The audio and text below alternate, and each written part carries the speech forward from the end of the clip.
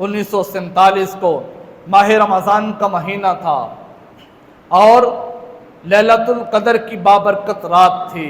रात के 12 बजे रेडियो से ऐलान होता है, तुम्हें पाकिस्तान मुबारक हो, पाकिस्तान मार्ज़े वजूद के अंदर आ गया है।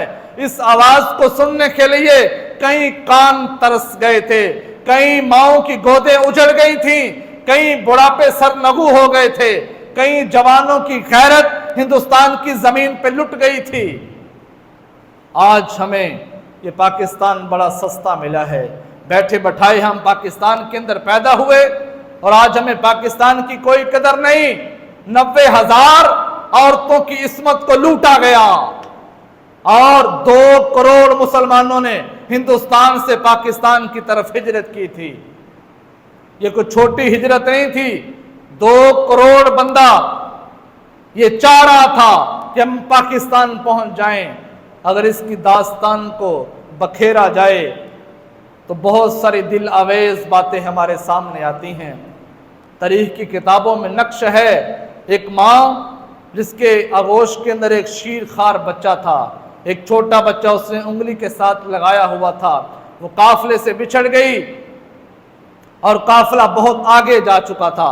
मुसलमान खेतों खलियान के अंदर छुपे हुए थे और लोग आने वाले बयान करते हैं, आज तक तकरीबन 78 साल बीत गए हैं पाकिस्तान को मार्ज़े वजूद में आए हुए। आज भी किसी बूढ़ी औरत से, बूढ़े बाबा जी से बैठ के पाकिस्तान की दास्तान सुनो, एक लफ्ज़ सुनाने से पहले उसकी आंखों में पानी आ जाएगा, उसे वो मंजर याद आएगा कि हमने पाकिस्तान को कैसे बनते हुए देखा था।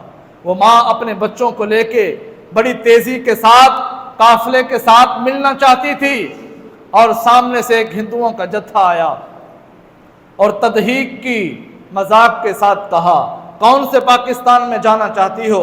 उसकी गोद से बच्चा छीन के यूं हवा के अंदर उछाल दिया और हवा के अंदर ही उसके 2 टुकड़े कर दिए। किस पाकिस्तान के अंदर जाना चाहती हो? दूसरे बच्चे को छीना, उसको भी हवा के अंदर उछाल के नेजा नीचे किया।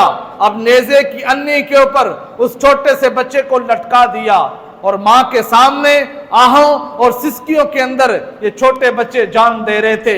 माँ फिर भी बलबले के साथ ये कह रही थी, पाकिस्तान हमारा है, हमने पाकिस्तान की तरफ जाना है।